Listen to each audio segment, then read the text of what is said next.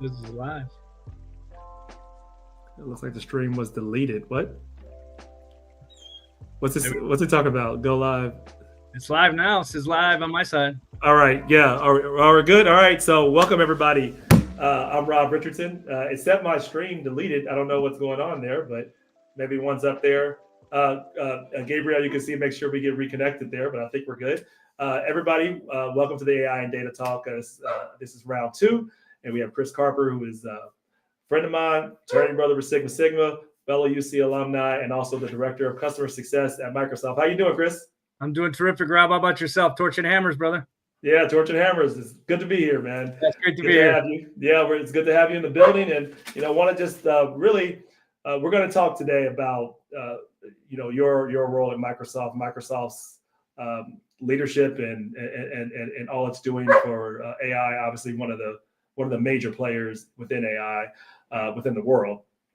But before I get to that, I want to know, how did you get involved with Microsoft? How did you come to be the director of customer success here at Microsoft? It's been a long journey. I'll be honest with you. It's been about 28 years now. I've been at Microsoft, believe it or not. I started back in '95 on the Windows 95, basically part of Internet Explorer. Oh wow! Yeah, I mean, I actually started in the field. I'll tell you. I'll go back. So, computer science, University of Cincinnati, Bearcat. Go Bearcats. And I was recruited out of school, basically to Microsoft. I was lucky enough to have a co-op job when I was in school. One of the guys that I knew that was co-oping actually went to Microsoft. He reached out to me while I was still in school, was recruiting me. I was working part-time to pay for my school back in those days, and was able to get some certifications under my belt with the company that I was working for. So I went out and was certified basically in early days Novell networking, Windows development. I was a Windows developer. I had my what they called back then an MCSE, which was a Microsoft certified systems engineer, as well as a certified developer, my MSDE. And so I was lucky enough to get some certifications without having a degree, which was kind of interesting in those days, because it kind of gave me some experience that not a lot of other students had, other than just their co-op. So I had co-op plus these certifications, and I had real world hands-on with those technologies. And so I was hired on into the field to be a systems engineer when I first started. And the goal was that I would go out and compete with Novell with Windows and with Windows. And so that was how I started my first year in. And then I moved to Seattle to join the Internet Explorer team, because this was back in the days, a lot of people, I'm going to date myself, but we didn't have internet back then. We didn't have. So you started in '95. Yeah. That was right. That was right before but you knew the kind of revolution. You kind of were in the inside scoop of the revolution. HTML was just rearing its head.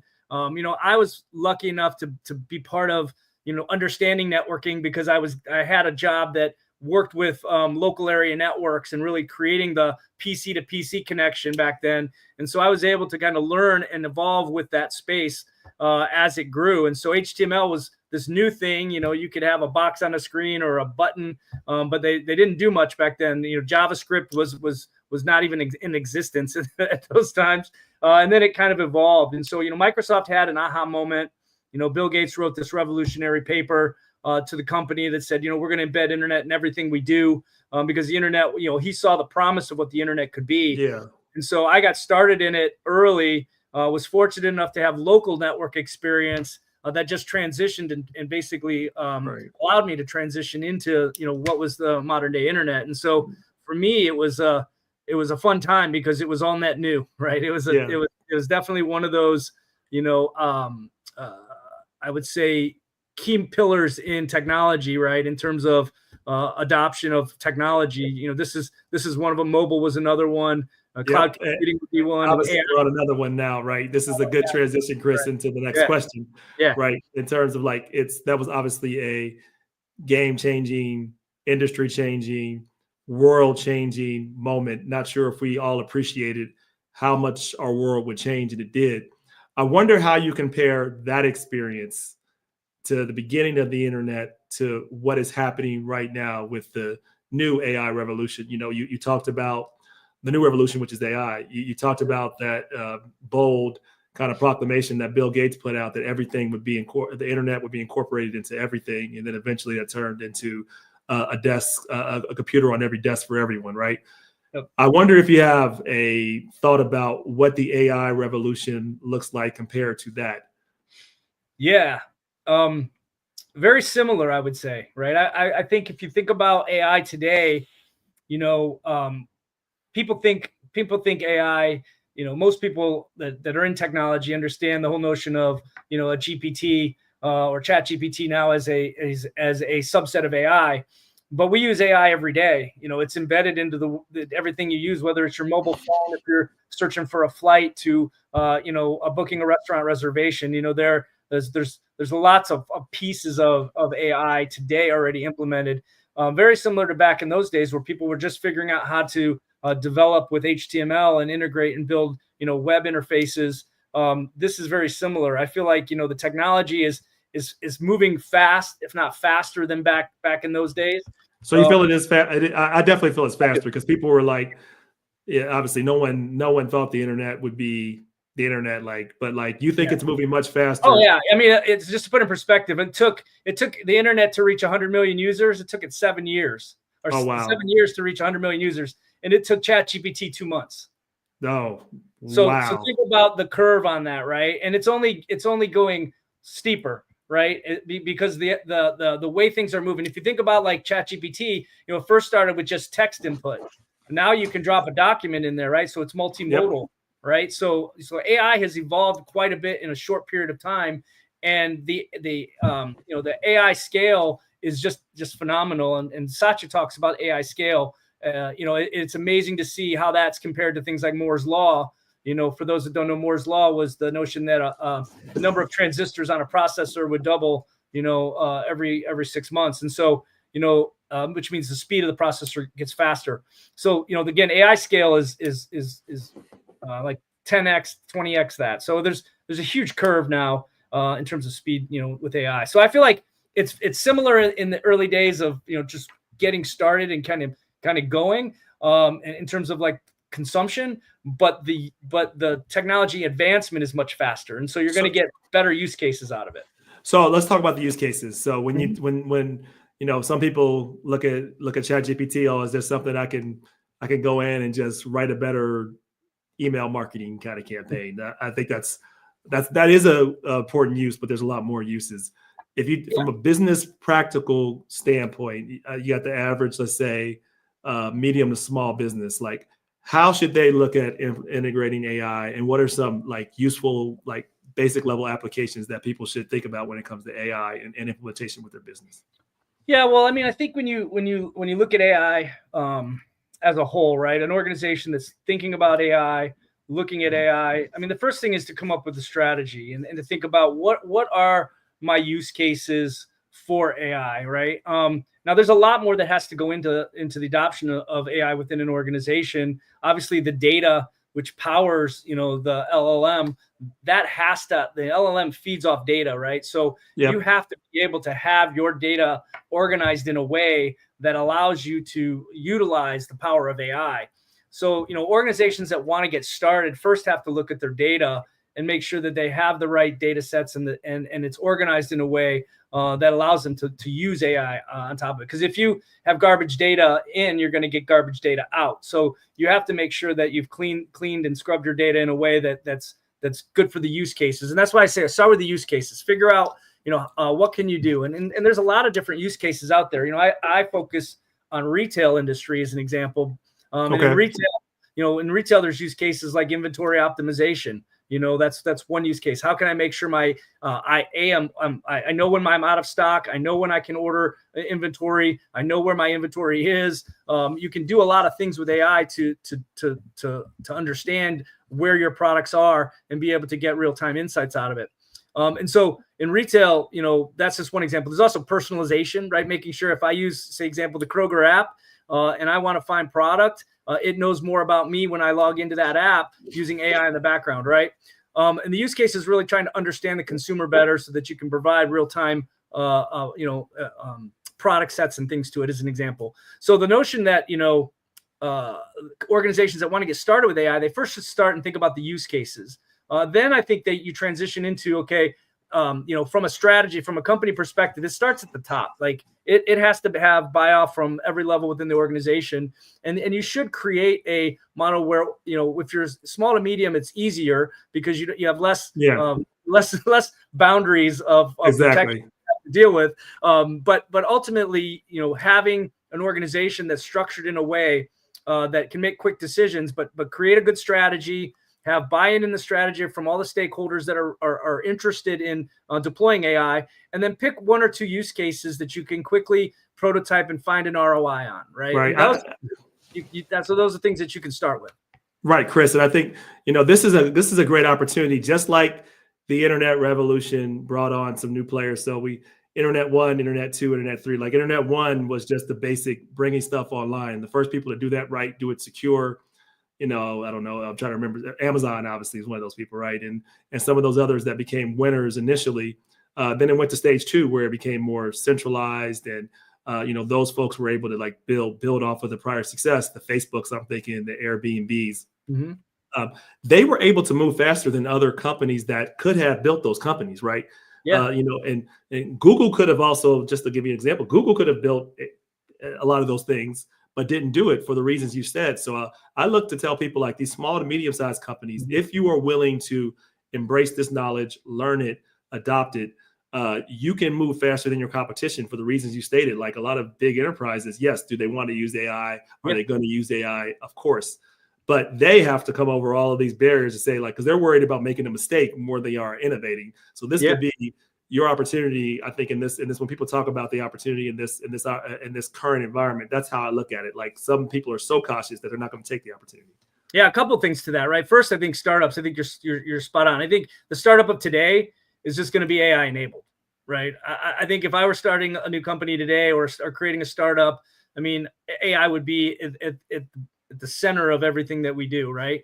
And I think you're going to see that continue to evolve as AI continues to grow in adoption. I mean, just as an example, generative AI, I saw another stat, generative AI increased from 55% in 2023, the use, to 75% in 2024.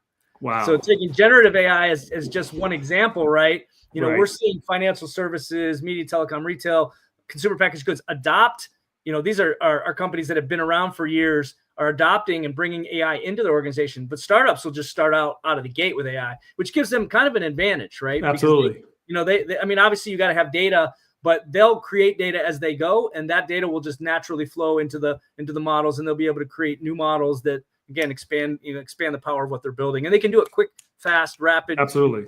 The other thing about that is the scale infrastructure, right? I mean, when you think about AI, you have to have hyperscale infrastructure, and there's only a few companies out there that can do that, us, Google, Amazon. And so that hyperscale infrastructure is super. Yeah, it's about 5. It's not many. Yeah. But the point of it is that, now, startups can quickly spin up an environment that has the AI infused, and boom, they're off and running. And that's what's really powerful about this model. And that really gets back to Microsoft's, our vision, right? And the reason why we're in the AI game is, our mission statement. You mentioned a PC on every desk and in every desktop, and in every home, right? That was our mission statement when Bill first started the company. But it's, Satya came in and changed the mission statement to be empowering every person in every organization on the planet to achieve more, right? And we do that by creating a platform and technologies that allow others to build technologies on top of it, right? So that they win. Right. And if they win, we win. And that's kind of the model that we have in our strategy around AI. But again, getting back to your point, businesses can get started today with generative AI, simple use cases, Copilot. We have Copilot at the highest level. And you can infuse that. It's infused into every one of our products, from PowerPoint, Word, Excel, Outlook. Saves me time every day. And I use it to clean out my inbox, to check my teams, because I'm busy. People mention me in Teams chats. I have tons of channels I follow. And again, it's amazing to see, kind of the productivity gains I get by just using Copilot to tell me what has been said. What do I need to follow up on real quickly from my email and from chat messages through a simple prompt. So again, the ability to create more productivity is already there at an easy level without having to implement a big tech stack. So if you just want to get started, focus on some things you can do around helping your people be more productive, whether it's through, again, email, use of Teams, and other things like that. And just so you know, our business, we've used Copilot for a while. Time reading email in our company's dropped 31%. Oh, wow. Since we rolled out Copilot. Yeah. Time in meetings down 16%. Oh, wow. No, that's you kind of answered my question, but like one of the things when people hesitate, like there are businesses that sometimes hesitate out of fear. Like what's the first thing you do to advise them to kind of help them get over their hesitation or their fear? How do you usually do that? Because I know that's often the case, particularly with enterprise. Yeah. I mean, enterprises are notoriously, risk averse, right? And so I think when you think about it though, with AI, that the horse is out of the gate in a lot of ways. So if you're not adopting AI or looking to adopt AI, you're already going to be behind. So the question has to be, is your business ready to get started with AI? And you can start small. The challenge is to get started, right? That's the thing you have to do. And I think, again, I've seen companies jump fast at it and go quick. And then I've seen companies kind of start slow and then kind of crawl into it. But at least they're getting started. And I think that's exactly what organizations have to understand is this isn't going away. Like AI is not just going to disappear. It's going to get more powerful. It's going to get more flexible. And the cost is going to get, and the cost will be reduced over time as we scale. So, the fact of the matter is that you need to start now because there are tactical business advantages. There's productivity advantages in terms of relevant operations. So there's all kinds of places you can apply AI. It's just getting started and making sure that you do it in the right way. And I should also mention that there's the ethical part of it, the responsible part of it. And I think that's an important piece that people shouldn't miss is they should make sure that as they're looking at their AI strategy, ethical and responsible AI is a key part of that. Let's talk about that, right? In terms of like how one should think about that. Like when things go wrong, like what are some things that you need to be aware of or some common kind of misconceptions about how to apply AI, right? Like if you have advice on that, like I've seen I've seen sometimes when people try to apply too much too quickly, right? You don't really understand the scope of the problem. You don't have data correct. And then you get back, either garbage or you get something that actually has a bad result for your customer and reducing trust. Right. So what are some common misconceptions you've seen about the implementation of AI? Yeah, I mean, I think there's a number of misconceptions in general about AI. I mean, let's take a step back from just the implementation side of it, or organizations implementing it. I'll start with that actually. I think one of the challenges companies have, and in terms of implementing AI again, is that strategy and not having a well-defined AI strategy that's aligned to the proper business goals, and then having the responsibility of all of the stakeholders involved, the security folks, the networking folks, the business folks, and making sure that they're all accounted for as part of the strategy. Because again, that in and of itself is a recipe for disaster. But when you think about AI as a whole, the misconceptions as a whole, right? I mean, one of the biggest misconceptions that we hear all the time is AI is going to replace my human jobs, right? Right. I think the thing that people have to understand is AI will automate certain, the goal is that while AI can, automate certain tasks, it's more about augmenting the human capability and enabling people to focus on higher value work. Right. And so the thing about it is that, you really should be looking at AI as a way to augment the work that you're doing so that again, you can get rid of the mundane tasks, the tasks that may take you, half hour, couple hours. You can do that in minutes using AI, and then have them focus on more relevant business tasks for the organization. Right. I mean, I have that view. I have a nuanced view of that. I think I do think that there will likely be at a minimum some disruption. Right. This is a technology, so I do think there's going to be some job displacement, changing the jobs. I think there's been multiple studies to show by 2030, 85% of jobs that are in 2030 don't exist now. Don't know if that statistic is exactly right, but my guess is it's somewhere in that direction. And I think that will mean like we have to think about how we're going to do these jobs. So like this is what we know for sure: the technology is not going to stop. It's not going to go away, and people are going to implement it. So you really have two choices, right? I tell people like might it replace jobs and things like that, or will it reskill some jobs? It absolutely will. Like, I just think people like then we have to think about, how are we preparing? What does that look like? And how are you prepared individually? We can talk about how we prepare as a society. Yeah. That's one Yeah. thing. Yeah. But like, we can't control all of society, all policy. No. Some parts, it is what it is, and we can have a conversation philosophically about it. But you individually, Chris, Rob, anybody that can hear the sound of my voice, like, if you are trying to make sure that you can best position yourself, you need to have an understanding of AI at least a preliminary level, period, hard stop, no matter what you do, because you are literally going to get left way behind.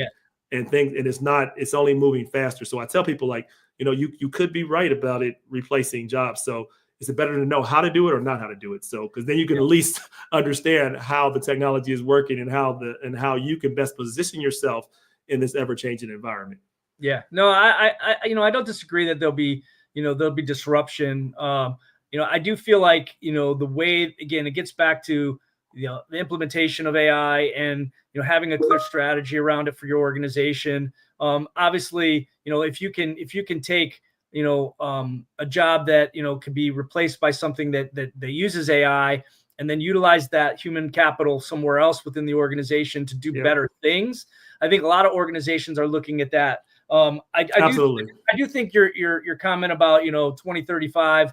I mean, I think what's going to happen, our jobs are going to change, right? I think if you look at developers, today AI is a great co-pilot for developers, right? I always say it makes great developers exceptional, right? Because they can quickly get to problem solving. Exactly. They can do things much more rapidly using AI as a co-pilot. Will it replace a developer? That's a good question. I don't think it will in the short term. I think the developers, you still need human review. You still need human involvement. You still need guardrails. There's a lot of things that humans can do. So I don't think it's going to replace developers. I think it's going to augment developers. And I think that's what's going to happen by 2035. I think jobs are going to be augmented in ways that we haven't identified yet. And that's the exciting part about it is I do think that jobs will be augmented to a point where, jobs may change, just like with cloud, right? Like back in the day with cloud, jobs will definitely change. Jobs change, right? You used to have people going around checking network connections, right? In an enterprise, right? They were checking to make sure that the network was still running, right? Those networking engineers turned into cloud engineers, right? So I think the evolution of technology, this plays the same way is your jobs will change, not necessarily go away. They'll get augmented in a way that, again, they change to something even better than what you had before. And at least that's my view on it. I think, we're adamant about that. And we're seeing the impact of AI on our developers today and how absolutely how productivity is advancing with them. Right. Yeah. I've actually heard, so I was at a conference, Chicago Tech Week. This was last year. And it was a roundtable with CTOs, and they were talking about the use of AI. And they found it actually more useful for the experienced developers and less useful for the less experienced developers. For the experienced ones, it just amplified them to new levels and be able to get a lot more done because they were able to understand how the data should be processed very quickly and then use it to amplify and 10x, 20x, 30x their results. I believe that's somewhere along the model, like you call it AI augmented intelligence. I think my terms are artistic intelligence because I think we're all creators. We all create our own kind of version of building things in the world. What I would say is that it is going to change some things because there will be like, I think people are going to you're going to have to rethink how you think about your job. So the very technical developer used to just be able to sit in the corner, go develop. And then they would come pay that person as long as they just knew how to do code, right? Pretty much. I think they're going to have to be much more strategic. They're going to have to understand how the business operates at a larger level, be able to bring things together, and then use AI to amplify that. I don't think it's going to. And then for the people that consider themselves non-technical, you're going to have to be technical enough to understand how your business operations needs to connect to at least AI and operations and how it connects to that for you to be successful. So all of us in this world, for those who are less technical, are going to have a principal understanding of technology. And those who are hyper focused on technology are going to have a broader view of, I think, strategy and operations. That's how I see it. Yeah, I think it's fair. I mean, I think like we talked about, AI is going to transform. We call it the future of work, right? It's going to automate routine tasks. It's going to enhance decision making. It's going to enable things like new forms of collaboration. Yep, so it's absolutely. Create new job opportunities. The way I look at it, No question. Create new job opportunities, but those job opportunities require AI related skills. Exactly. Right? And I also think require, Chris, a level of expertise and knowledge. Like this is what, what we've seen when we've seen AI go wrong, in terms of people just say, okay, let's move everybody off and let's just use AI. Like I think Klarna did that. The people that do online, I think retail, they did that and had to bring all their people back. Because what I tell people is like AI is great, but it's not going to replace totally subject matter expertise. Right? It's not. And if you try to do that and just replace people without any type of thought of the subject matter expertise, be it a grocery store clerk that knows every single customer's name, input, you use that to enhance that, not to replace that person. You might have to hire less people. That's probably true.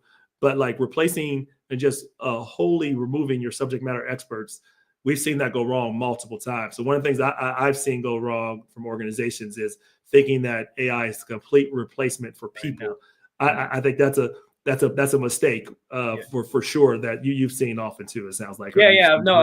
Absolutely. Yeah. I think, like I said, it starts at the strategy, right? It starts at the use cases. It starts at like, how are you going to improve your, operations? How do you improve your productivity of your workers, your employees?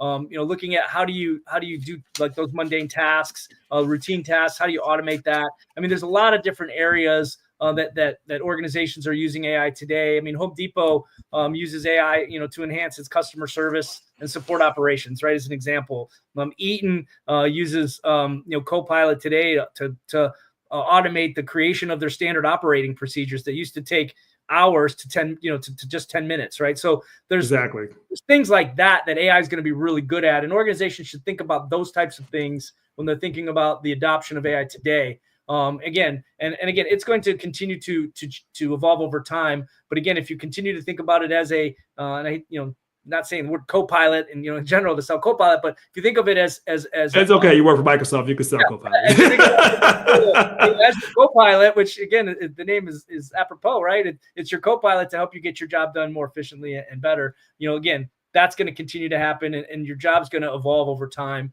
And again, if you're just getting started, there's lots of resources out there to learn and to just get started. Yeah, so curious to see, I want to ask a couple questions on what you look for in candidates now, given where we are right now, because I know you often see the final run of candidates when they come through your door. We talked about that offline a little bit. Yeah. So, all right, if you're advising really just some new incoming Bearcats that might be coming to interview, like what advice would you give them in terms of maximizing their opportunities for getting hired, one, and then having success at Microsoft? Yeah, I mean, there's so many ways to answer that question. I mean, we talked about it offline. That this generation has so much more at their disposal in terms of knowledge and opportunity to learn.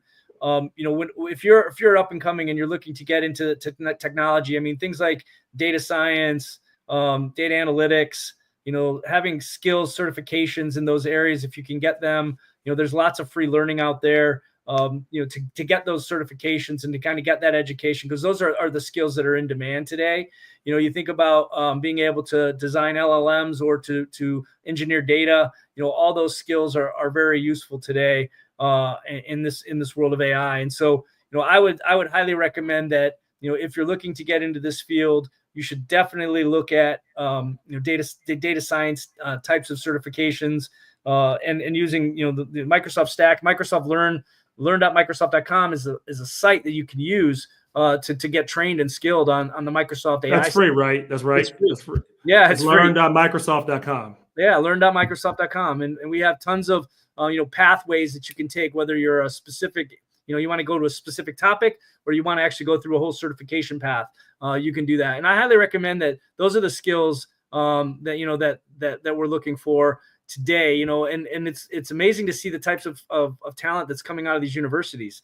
I mean, I was amazed. I'm fortunate enough that I get to interview candidates that come through, and some of these coming from right out of college. And so some of these candidates, I mean, I've met individuals that have written their own compilers, that have built built their own operating systems. Whoa. Have designed neural networks. Right, like wow. I mean, Geez, I feel dumb, and right. I said the same thing. None of I that. feel the So same thing. But it's true. So making sure that you augment. I mean, the good news is that there's not a shortage of tools to learn. So I would invest my time into learning the things that are going to again continue to peripherate. I can't even say it. But the skills like again, data science is a big one. Data engineering is another one. Data analytics is another one. I mean, those are all skills that again will continue to will take you onward. So. Okay, well that actually answers most of my questions. I want to get to some kind of lightning round end of.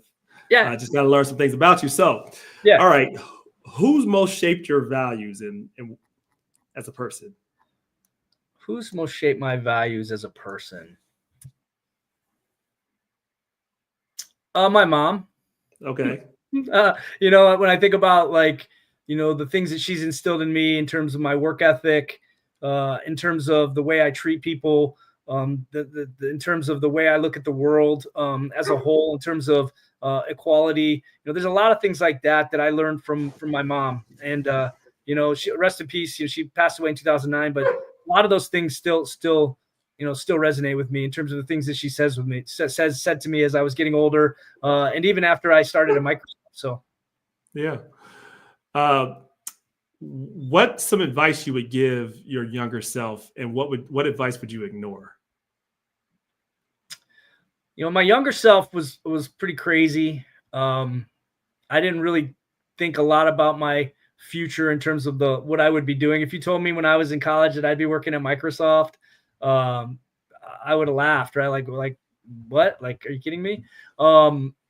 Today. So, again, for me, I would tell my younger self that, you're going to get out of life what you put into it 10 times. 10 times you're going to get 10 times out of it what you put into it. And so, again, for me, I would tell my younger self, have fun doing what you're doing. Find something that you're truly passionate about, but use that to benefit yourself in the long run. Think about where you want to be in 3-5 years. Kind of what you think you're going to be doing, and if it lines up with your passion, just go after it. Right? There's, like I said, there's so many tools out there that you can use to go after it. And again, I'd highly tell myself that if I had the internet back when I was in school, man, I mean. There's no shortage to think of where and what I'd be doing today. I'd be writing my own neural networks. Yeah, well, maybe you would be, but what I think is a strength from both. Yeah, you're a little more seasoned than me. So, but I say what's both of our strength is that there's a lot of information now. Yes. That they have, certainly. But what I've learned is that it's one thing to have information. It's not necessarily getting more information. It's how to make sense out of the information, right? Yeah. So work smarter, not harder. Right. But also understanding not having actually the internet and then also being able to adapt to bring on those skill sets, combining the old world, if you will, because the world is like the world from 1995 to now is more different than like 1900 to 95, right? So like it's just right, but like so living in that kind of pre-1999 world has become very it's a very different view we've had on the world, which I think still has some value. And what I want to make sure we take away is that artificial intelligence, any type of technology is not a replacement of the human experience, right? It's supposed to be an enhancement. Agreed. So I think we got to always keep that in mind.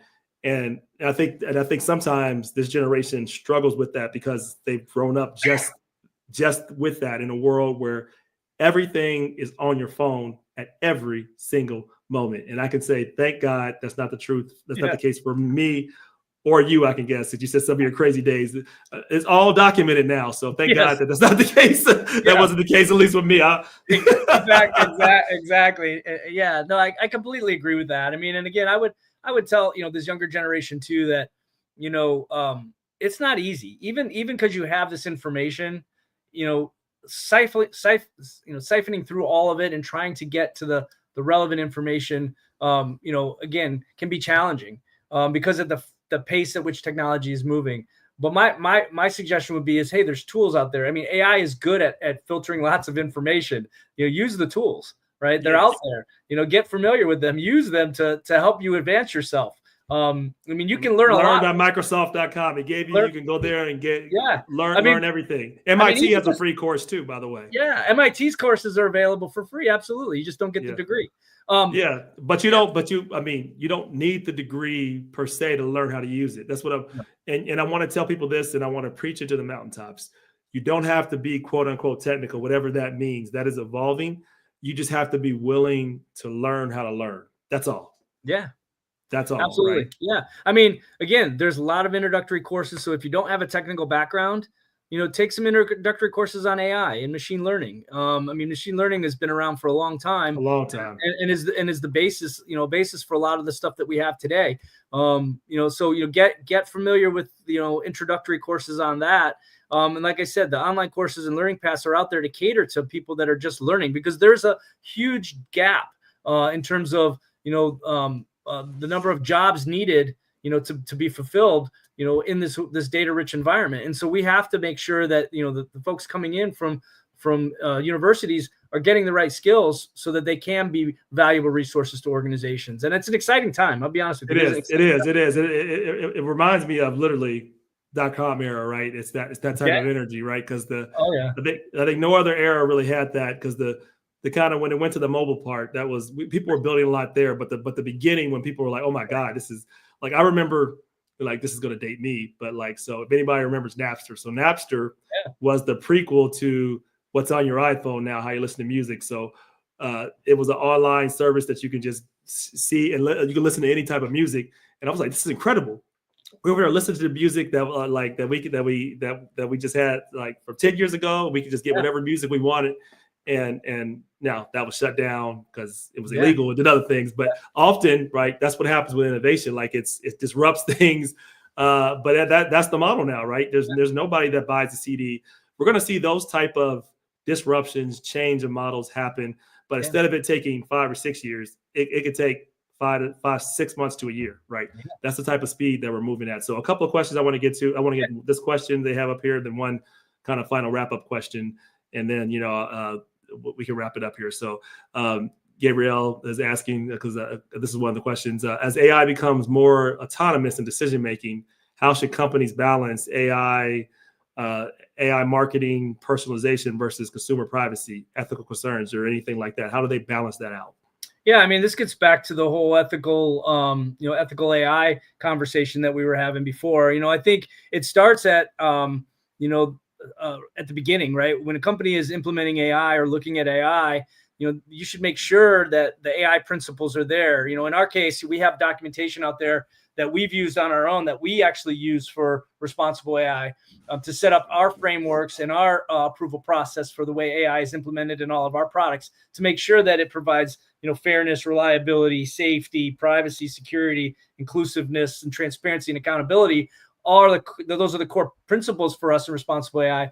But organizations should be starting with that. Like, that shouldn't be an afterthought. I've deployed AI, but now I'm going to think about how I got to make it responsible because, oh my gosh, I just found an issue, right? Like, it's all part of the process by which you set up internally to deploy and manage AI. And that is like the ultimately, in my mind, the starting point.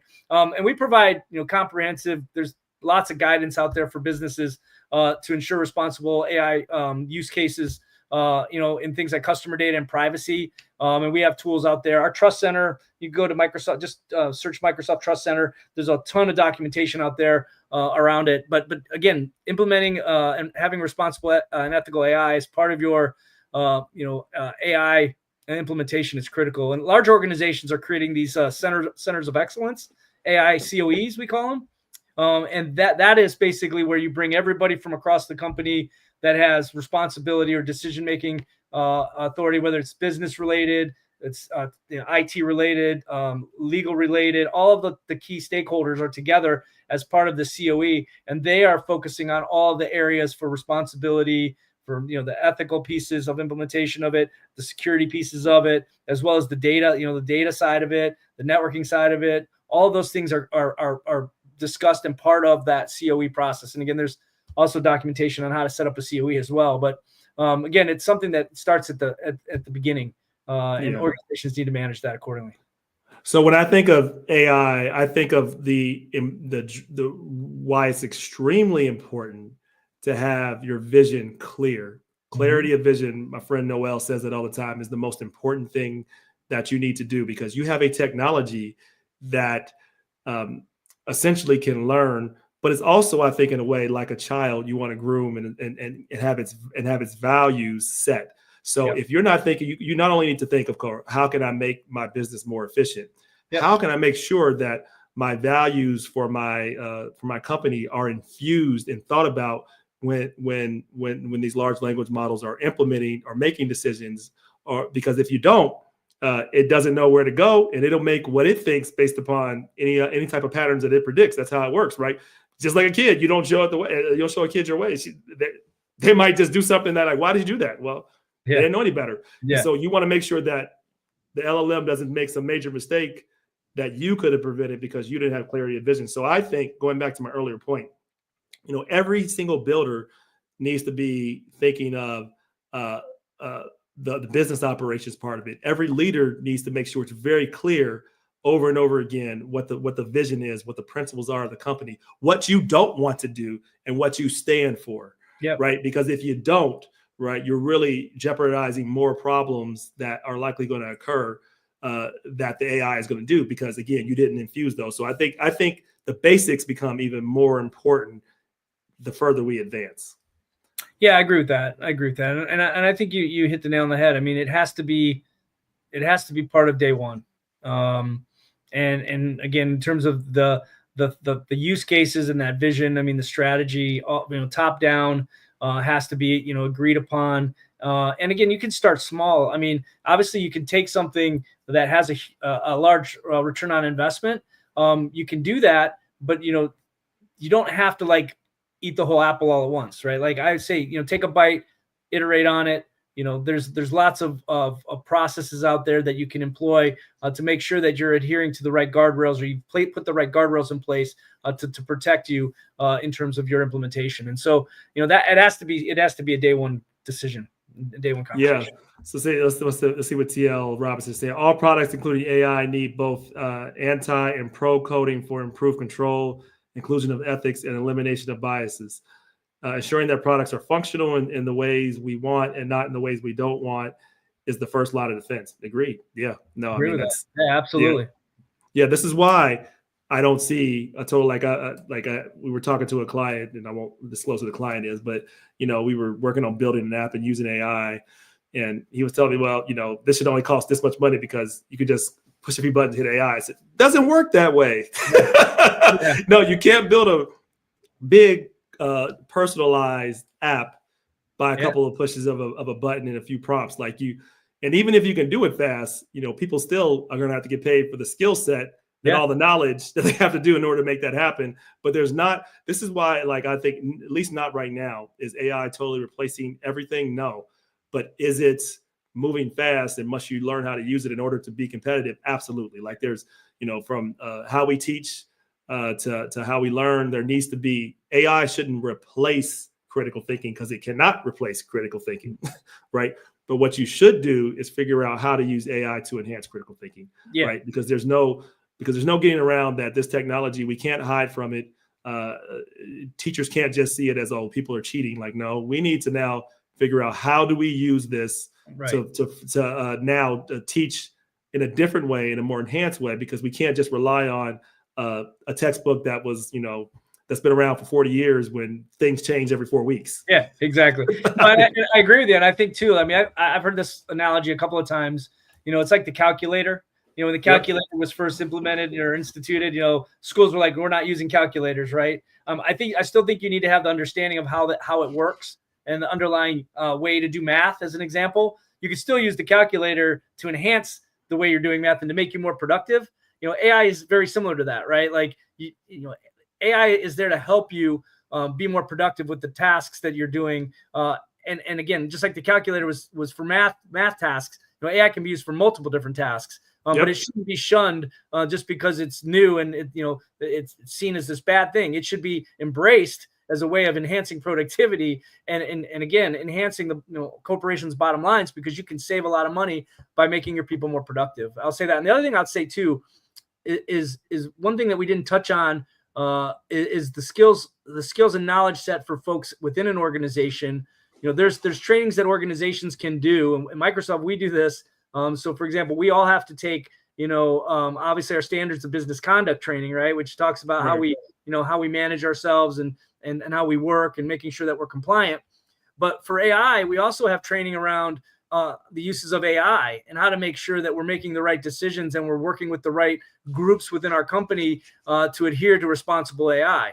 So there's also a training aspect of this that goes into an organization, which is why it has to start at the top and be part of the fabric of the organization, because you have to train your people to understand that, hey, we're making these decisions quickly, we're making these decisions rapidly, but maybe we're cutting corners, right? And they have to identify that maybe we're making a bad decision and we're cutting corners, and I have to speak up because it's not ethical or it's not responsible, right? And it's training that we go through on a frequent basis, and it's something that organizations should just employ as part of their AI rollouts. Again, those whole skills and training side of this for individuals within an organization to get them more familiar with, again, the ethical side of AI and the responsibility part of it. Yeah. Well, when I go back to the earlier question, I said, like, what's the biggest misconception with AI?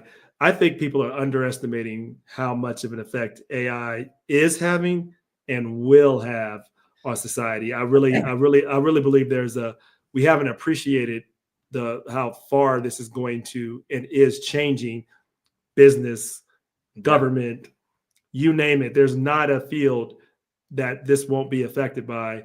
And so I say, like, we can't put our head in the sands and pretend like this isn't going to happen. Even if you are anti or skeptical, the best way to really make changes in terms of people think about making sure that technology is more fair, technology is more transparent, is to actually become knowledgeable and become a builder. Like I tell people, if you want to really change the world, there's a lot of ways to do it too. Of course, the traditional way, reach out to people, still do the regular stuff. We believe in that. But technology is having the greatest impact in making sure that that's done in a transparent way, in an accessible way. That is going to be something that we need to really think about, because it's, the other side we didn't get into and won't get largely into it. But, the downside of algorithms have been social media in terms of how that's been, right? We've seen, like, social media is great for connecting people. We're obviously on social media here. And I'm not just saying this because Microsoft owns LinkedIn. LinkedIn to me is the best model because I think it's the purest, and it's really about it hasn't turned into a cesspool, right? Everything else really has, right? So like it's and I think some of that has been profitable because the best way to keep people engaged is to keep them outraged. Yeah. And so like that to me is a warning sign for what we don't want to do with technology, or we need to figure out how to tweak, because it does really concern me in terms of like the long term. But I'm a pragmatic optimist. That's why I say that if you want to make the change, you got to be the builder there, right? Yeah. So like that's what I tell people. Like, yes, if you have concerns, come in, learn, build, because even if you want to implement policy, you can't implement policy correctly unless you have a fundamental understanding of the technology. Period. Yeah, right. That's right. That's fair. All right. Absolutely. Go ahead. No, I was just going to agree with you. No, I think that's absolutely right. And again, I hate to keep hammering the point, but the LLM is only as good as the training, and the training is only as good as the people training the model in today's world. So, that to me is, again, a sign of where you talk about responsibility, and it gets back to those principles of fairness, safety, privacy, security, reliability, transparency, inclusiveness, and accountability, right? Those things have to be in place. And those checks and balances have to be in place so that you don't have those bias outputs that you mentioned, right?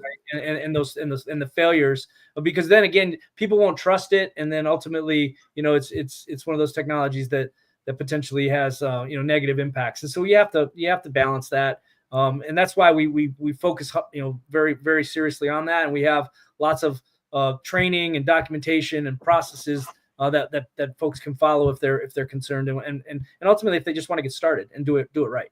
Yeah, but ultimately the technology follows what people are. So like so this is why it all starts with us, right? We have to figure out the principles we want, and to make sure that, again, that we are part of building it in an inclusive way, because it's it's a big world.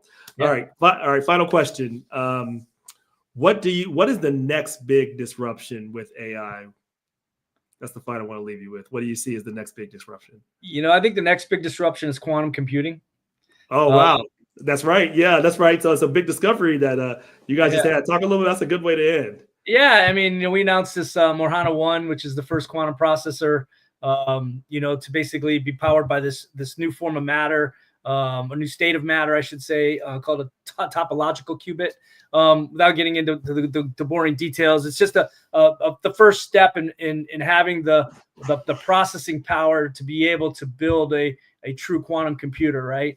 And so, quantum is really going to rapidly enhance, a lot of things that that deal with state, things like biological discoveries, chemical discoveries. There's a lot of things like that a quantum computer will do really, really well, just given the speed and the processing power by which it will be designed and developed. And so for me, I feel like the quantum leaps that we're making today are astronomical, and having a chip now, which is the Morhana 1, is our first step at that. And again, it's amazing to think that we're on that next paradigm shift, because that's really going to enhance. The reason that's important is it's going to enhance the training capability of these models that we're building, and the way that we train them, and the speed by which we can train them, which means the innovation of just large language models is going to enhance, and AI as a whole is going to advance. And so I think it's a exciting time again to be in tech and computing, and I feel like that's the next big leap. Still a ways away, but the advancements are coming fast. Yeah, Chris Carper, Director of Customer Success at Microsoft. Thank you for being on with us, and fellow disruptors, thank you for listening and watching. And as always, keep disrupting. Thanks, Rob. Great to be here, and like I said, happy to join you anytime. All right, brother. Talk soon. All right, thanks, man. All right.